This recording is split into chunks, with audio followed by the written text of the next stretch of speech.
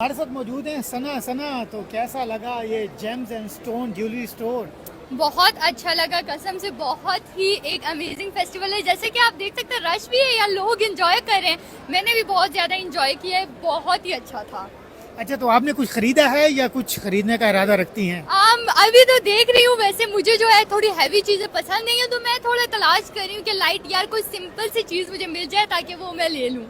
मसलन आपकी वो दोस्त का बर्थडे भी था ना? हाँ, दोस्त की बर्थडे, उसके लिए भी देख रही हूँ। तो वो कह रही है कि मेरे लिए जल्दी से आओ, मेरे लिए देखो, मेरे लिए लो, मुझे गिफ्ट करो जल्दी जल्दी से। ऐसे दोस्तों पे खर्च करना चाहिए आपको। दोस्तों पे, वो दोस्तों के मामले में ना थोड़ा दिल खुला रखना चाहिए, तो इस वजह से बस दिल खुला रखते हैं दोस्तों के मामले में। दोस्त होती है ऐसी चीजें, आपको तो पता ही है। मीडिया वाले हैं, आप पे नजर है कि देखते हैं आप लेती क्या है या खाली आ जाती?